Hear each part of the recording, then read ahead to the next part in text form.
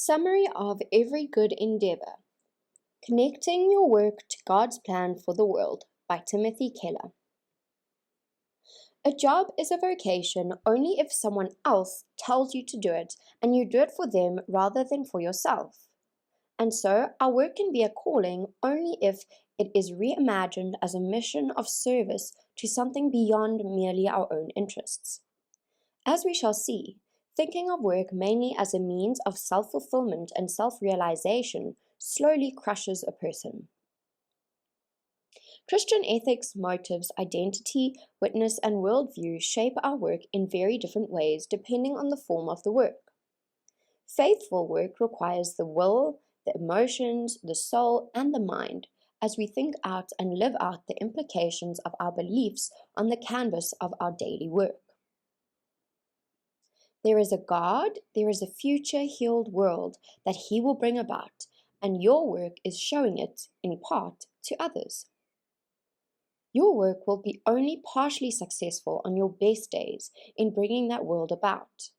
But inevitably, the whole tree that you seek, the beauty, harmony, justice, comfort, joy, and community will come to fruition. If you know all this, you won't be despondent because you can get only a leaf or two out in this life.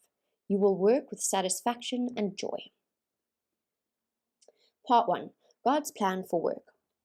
The Bible begins talking about work as soon as it begins talking about anything. That is how important and basic it is. God made the world not as a warrior digs a trench, but as an artist makes a masterpiece. In the beginning, then, God worked.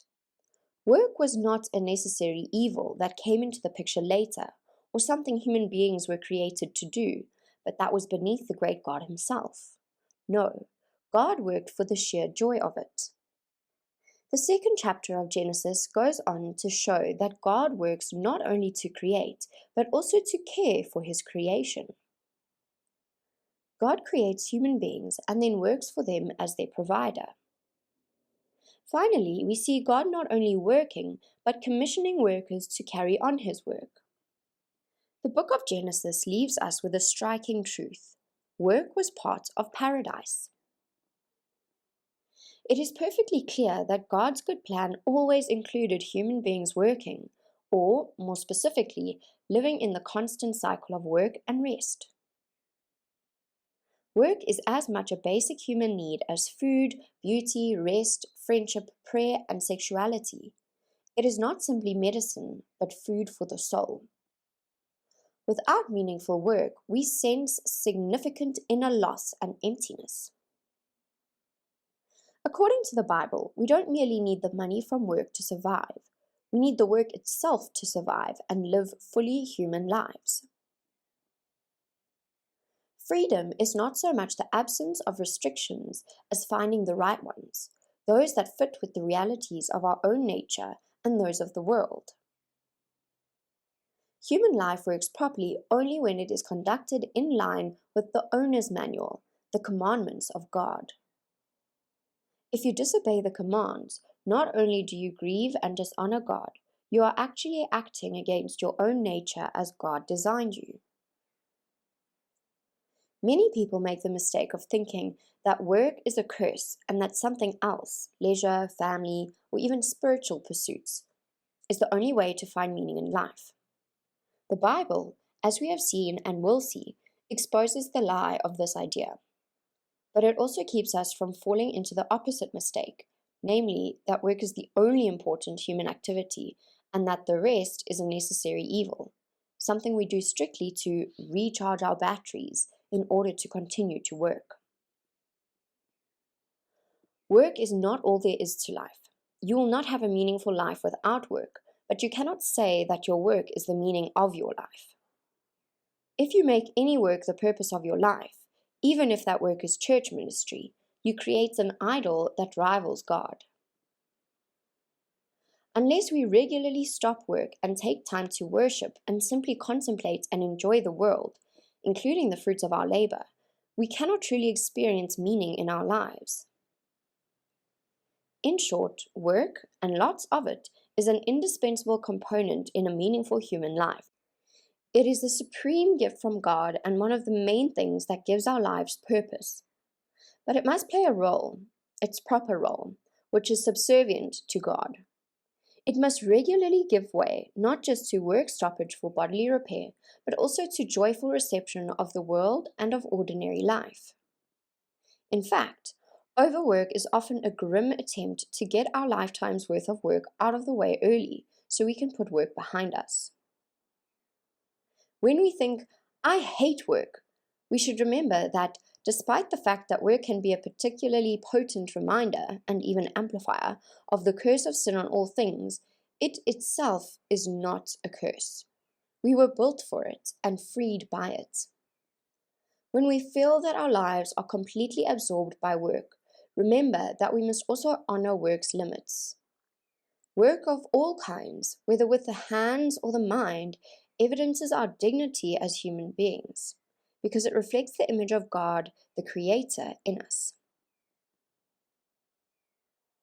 The Bible sees all work as distinguishing human beings from animals and elevating them to a place of dignity.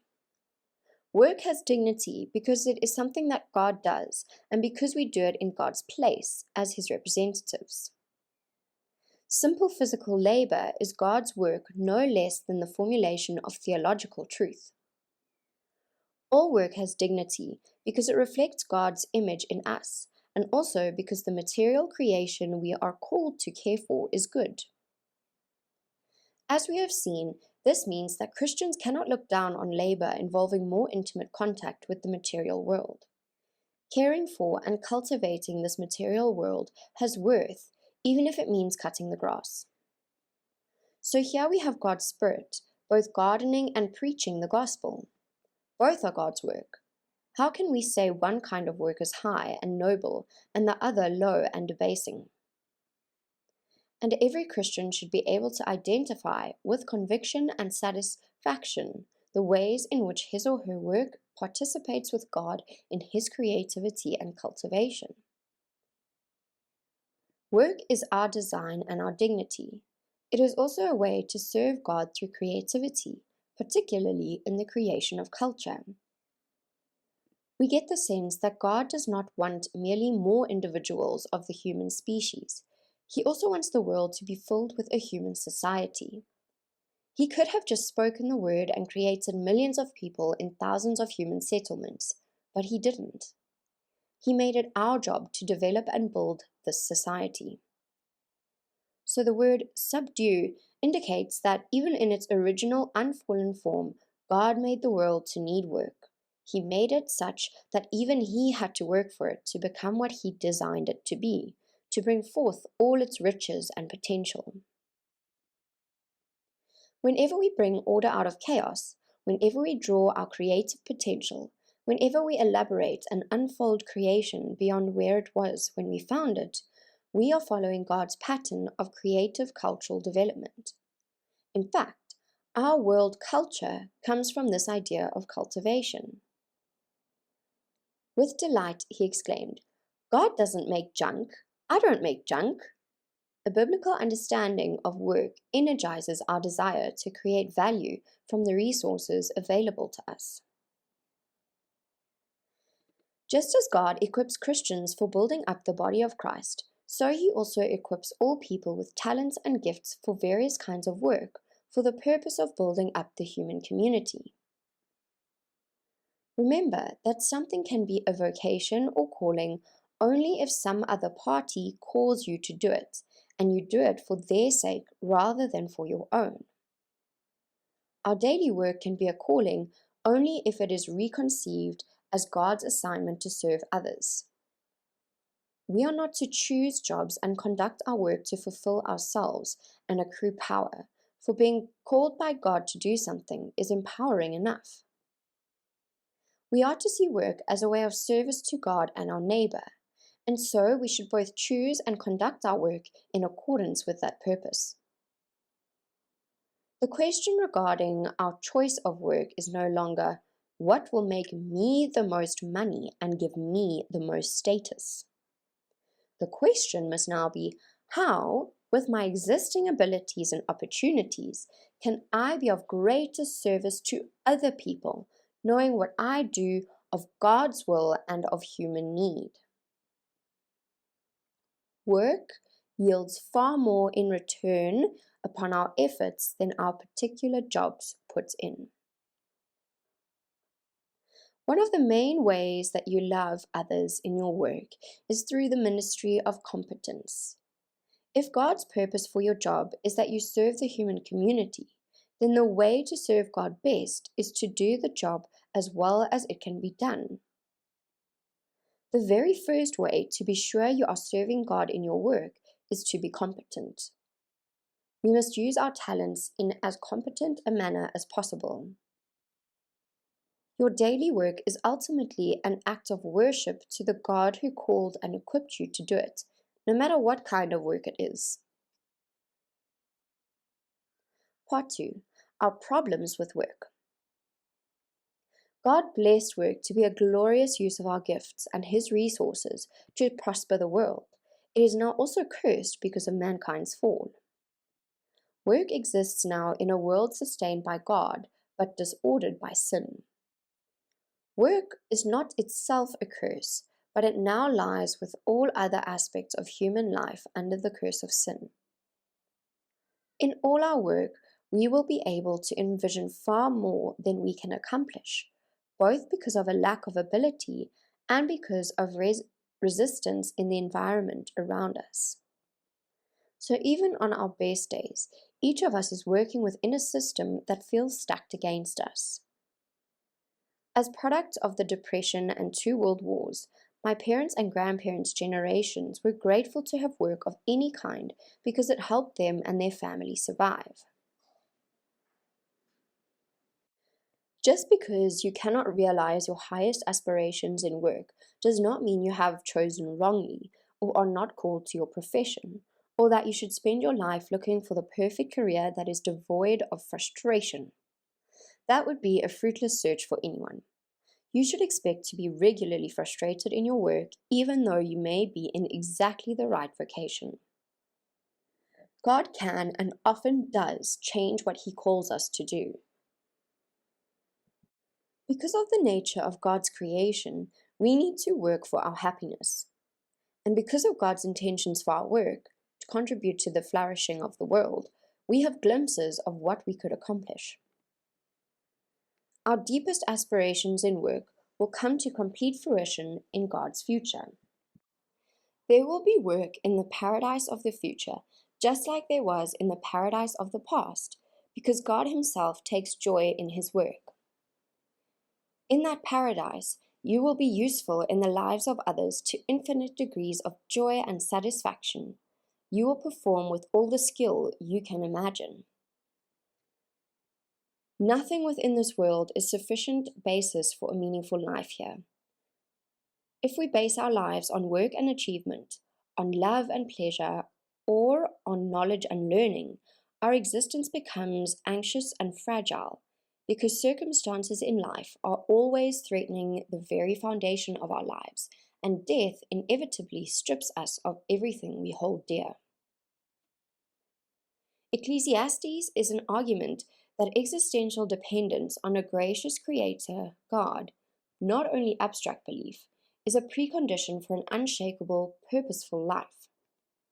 In short, even if your work is not fruitless, it is ultimately pointless if life under the sun is all there is. One of the reasons so many people find work to be unsatisfying is, ironically, that people today have more power to choose their line of work than did people in the past. To take up work that we can do well is like cultivating ourselves as gardens filled with hidden potential. It is to make the greatest room for the ministry of competence. Likewise, our goal should not simply be to do work, but to increase the human race's capacity to cultivate the created world. The only true way of serving the community is to be truly in sympathy with the community, to be oneself part of the community, and then to serve the work. It is the work that serves the community. The business of the worker is to serve the work. One of the reasons work is both fruitless and pointless is the powerful inclination of the human heart to make work and its attendant benefits the main basis of one's meaning and identity. So, a life of self glorification makes unity and love between people impossible. The two things we all want so desperately, glory and relationship, can coexist only with God. Now, what I want you to get clear is that pride is essentially competitive. It is competitive by its very nature. Pride gets no pleasure out of having something, only out of having more of it than the next man. Our acceptance of our own brokenness and the world's keeps us going back to God to remember what we cannot do on our own. Therefore, everything you have is a matter of grace, and so you have the freedom to serve the world through your influence, just as you can through your competence. God created us. He gave us everything we have, and He sustains our life every moment. Therefore, we owe Him everything. But we do not live that way.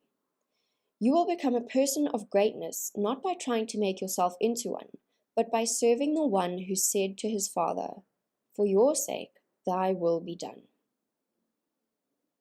We have an alternate or counterfeit God if we take anything in creation and begin to bow down to it, that is, to love, serve, and derive meaning from it more than from the true God. Luther came to realize that these two ideas, to set up an idol and to try to save yourself through your own efforts, are describing essentially the same thing. Idols of comfort and pleasure can make it impossible for a person to work as hard as is necessary to have a faithful and fruitful career. Idols of power and approval, on the other hand, can lead us to overwork or to be ruthless and unbalanced in our work practices. Idols of control take several forms, including intense worry, lack of trust, and micromanagement.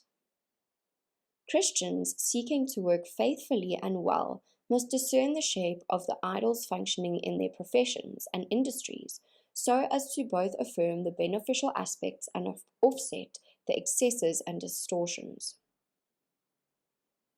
In a traditional culture, the profit motive of business is accompanied by a strong social obligation to provide jobs for people.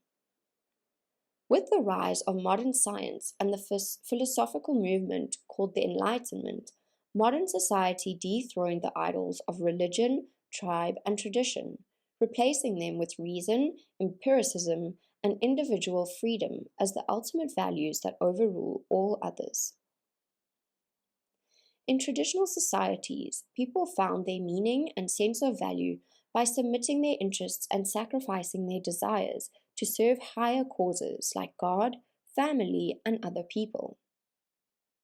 In modern societies, there is often no higher cause than individual interests and desires. Heidegger, Dox, and others such as Jacques Ellul are saying that technology, uncertainty, and the market have become the idols of a postmodern society. Because in postmodern society, no one is sure or can agree about ends or goals for the human race. We now have only means or techniques. Since there is no longer any dominant vision of healthy human life or good human society, we are left with nothing but individual competition for personal success and power. If something can be done through technology, it will be done, because our technology has no higher ideals or moral values to guide it or limit it. Both Robert Bellah and Andrew Delbanco argue the case that any cohesive society needs to give individuals something bigger and greater than themselves to live for. We are encouraged to create a persona through the brands we choose to purchase and the identity we are able to construct for ourselves online. Christians agree that when we sell and market, we need to show potential customers that a product adds value to their lives.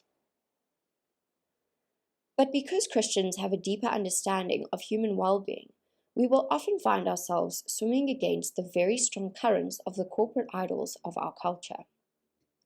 So work will be put completely right only when heaven is reunited with earth and we find ourselves in our true country. Part 3: The Gospel and Work. But a worldview is not merely a set of philosophical bullet points. It is essentially a master narrative, a fundamental story about what human life in the world should be like, what has knocked it off balance, and what can be done right to make it right. There is something wrong within us. Nothing ever seems to make us happy or fulfilled except in the most fleeting way. There is also wrong among us. The world is filled with poverty, war, suffering, and injustice. Something seems to have knocked the whole world off balance. But what is it? Who deserves the blame? And what is the solution? As soon as you begin to answer these questions, you arrive at a story that you will begin to live out. One of the main places that we personally live out the drama of our personal and social narratives is in our daily work. Our worldview places our work in the context of a history, a cause, a quest, and a set of protagonists and antagonists, and in so doing, it frames the strategy of our work at a high level.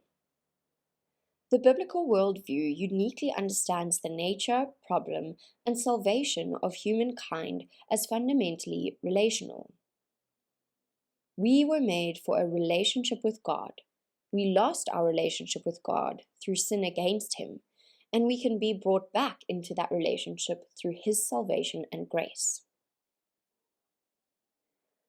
Without an understanding of the gospel, we will be either naively utopian or cynically disillusioned. We will be demonizing something that isn't bad enough to explain the mess we are in, and we will be idolizing something that isn't powerful enough to get us out of it. This is, in the end, what all other worldviews do.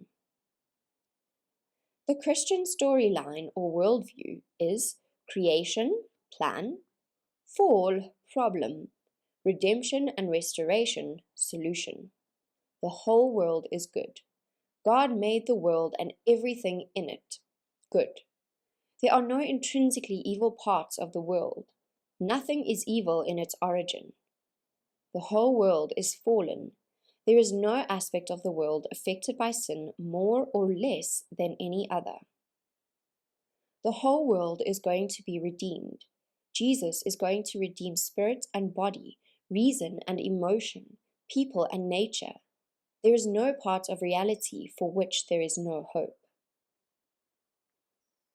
To be a Christian in business, then, means much more than just being honest or not sleeping with your co-workers. It even means more than personal evangelism or holding a Bible study at the office. Rather, it means thinking out the implications of the gospel worldview and God's purposes for your whole work life and for the whole of the organization under your influence. The gospel is more globally pessimistic about human nature than virtually any other view of things. There is no one class or group of people responsible for the world's situation. We are all responsible. Each of us is capable of the worst kind of evil, and there is nothing we can do to change ourselves or even see ourselves in our true light without God's help. Life in this fallen world is to a great degree meaningless. Our aspirations are constantly being frustrated, and sometimes the respectable people are oppressive and bigoted. And yet there is a God that will triumph over evil in the end. Think of the gospel as a set of glasses through which you look at everything else in the world. God does not simply create, He also loves, cares for, and nurtures His creation. He feeds and protects all He has made. Work is a major instrument of God's providence. It is how He sustains the human world. And because all human beings are made in the image of God and are all given their talents and skills for work in the world by God, we should not be surprised that many people without belief in Jesus can do great work, even better work than Christians. Christians work with radically different inner motives than those who don't believe, and this can certainly make a difference in the quality, spirit, and honesty with which a believer labors. So, this biblical conception of work as a vehicle for God's loving provision for the world is essential. It counteracts the elitism and sectarianism that can creep into our approach to work when we grasp the distinctiveness of the Christian worldview. People know at some deep level that there is a God, that we are His creatures, that we should serve Him, and that He makes demands on us for relationships with Him and other people. God further reveals Himself to all people through the magnificence of nature, but also through human culture. Remember that farming is an analog to all culture making. So, every advancement in learning, every work of art, every innovation in healthcare or technology or management or governance is simply God opening His book of creation and revealing His truth to us. So through His common grace, God blesses all people so that Christians can benefit from and cooperate with non-Christians. God gives out gifts of wisdom, talent, beauty, and skill according to His grace, that is, in a completely unmerited way. He casts them across the human race like seed in order to enrich, brighten, and preserve the world. The reason it is not worse is because of the gift of common grace. Yet so many of the gifts God has put in the world are given to non-believers. Without an understanding of common grace, Christians will have trouble understanding why non-Christians so often exceed Christians morally and in wisdom. Properly understood, the doctrine of sin means that believers are never as good as our true worldview should make us. Similarly, the doctrine of grace means that unbelievers are never as messed up as their false worldview should make them. Christians' disengagement from popular culture usually carries over into dualism at work. Dualism is a term used to describe a separating wall between the sacred and the secular. It is the direct result of a thin view of sin, common grace, and God's providential purposes. People with this view cannot see that work done by non-Christians always contains some degree of God's common grace, as well as the distortions of sin. The opposite dualistic approach, however, is even more prevalent and based on our experience, even more difficult to dismantle. In this approach, Christians think of themselves as Christians only within church activity. Christian work and culture will always have some idolatrous discourse within it. Our thick view of common grace will remind us that even explicitly non-Christian work and culture will always have some witness to God's truth in it. Our individual professional ethics have a cumulative effect, for good or ill, on the broader common good.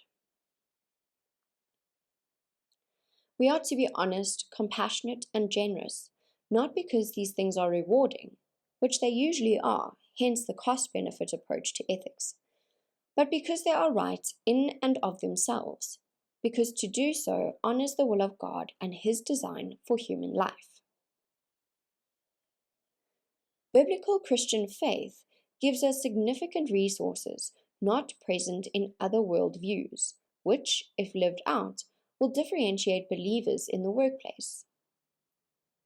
God created people, not to receive love and honor from them, but to share the love, joy, honor, and glory He already had within the Trinity. As Jesus says, to be fully human boils down to loving God and loving our neighbor.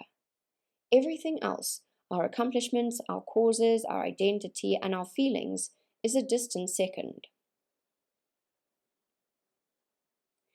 If not for the Christian view of the individual, for example, the philosophy of human rights to which we subscribe today would never have emerged. Christianity held that all human beings are made in the image of God, and therefore have an inviolable right to be treated with honor and love, regardless of whether they culturally, morally, and personally appeal to or offend us. The sweeping nature of this ethical principle is startling, and nothing of its kind was produced in pre-Christian cultures. According to the Bible, wisdom is more than just obeying God's ethical norms. It is knowing the right thing to do in the 80% of life situations in which the moral rules don't provide the clear answer. The Bible teaches that wisdom accumulates from several sources. First, we must not merely believe in God, but know Him personally. Second, we must know ourselves. Third, we learn wisdom through experience. How can we move from merely knowing about God to knowing God? How can we get deep insight into our own heart and the hearts of others? The answer is through the Holy Spirit, given to us by Christ when we embrace Him in faith. The Spirit does not make us wise in some magical kind of way, giving us little nudges and insider tips to help us always choose the best stock to invest in. Rather, He makes Jesus Christ a living, bright reality, transforming our character, giving us new inner poise, clarity, humility, boldness, contentment, and courage. All of this leads to increasing wisdom as the years go by, and to better and better professional and personal decisions. Christians, you see, have been set free to enjoy working. If we begin to work as if we were serving the Lord, we will be freed from both overwork and underwork. Neither the prospect of money and acclaim nor the lack of it will be controlling our consideration. Work will be primarily a way to please God by doing His work in the world for His name's sake. Christians should also be known to be calm and poised in the face of difficulty or failure. This may be the most telling way to judge if a person is drawing on the resources of the gospel in the development of personal character. The Bible is saying, "Only if Jesus is your treasure are you truly rich, for He is the only currency that cannot be devalued. And only if He is your Savior are you truly successful, for status with Him is the only status that can't be lost." Christians must always be exploring, in communities of faith and practice, how it would be possible for their field of work to be more just and beneficial to more people. Christians are able to think persistently and deeply about the shape of work in their field, and whether, in biblical terms, it accords as well as possible with human well-being and with justice. Many people are trying to get a sense of self through productivity and success, but that burns them out. For others, the motivation is to bring home a paycheck so that they can enjoy real life, but that makes work into a pointless grind. These motivations are what we could call the work beneath the work, and they are what make work so physically and emotionally exhausting in the end. When the extent and depth of Jesus' passion for you fully dawns on your heart, it will generate passion for the work He has called you uniquely to do in the world.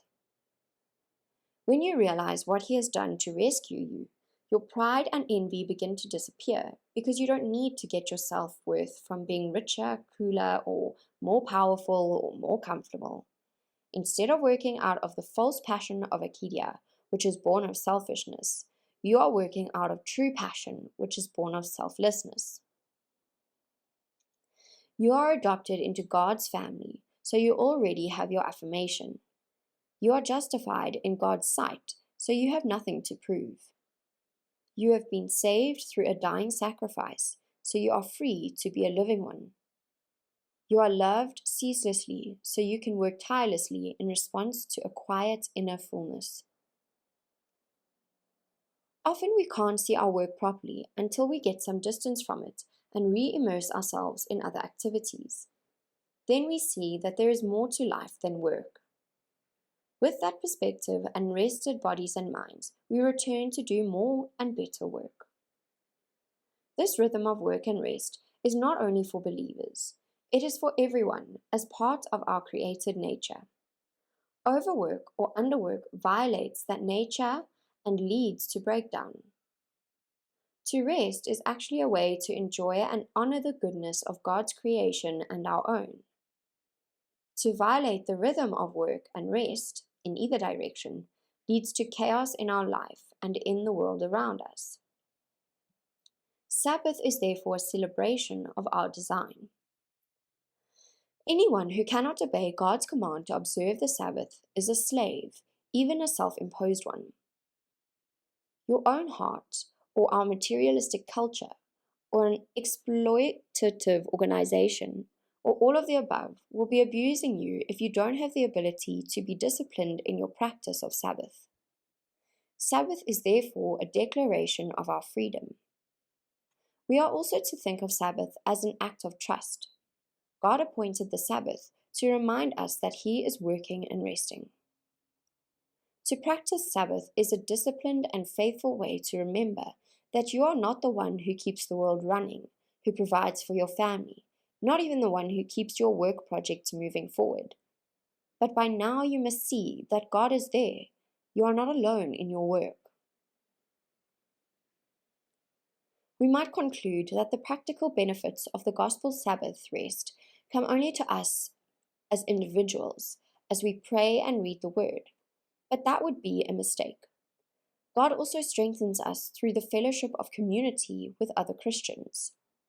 In fact, the very definition of a Christian is someone who not only admires Jesus, emulates Jesus, and obeys Jesus, but who rests in the finished work of Christ instead of his or her own. When the work under the work has been satisfied by the Son, all that's left for us to do is to serve the work we've been given by the Father. In the Christian view, the way to find your calling is to look at the way you were created. Your gifts have not emerged by accident, but because the Creator gave them to you. What if you're struggling under an unfair boss or a tedious job that doesn't take advantage of all your gifts? It's liberating to accept that God is fully aware of where you are at any moment, and that by serving the work you've been given, you are serving Him.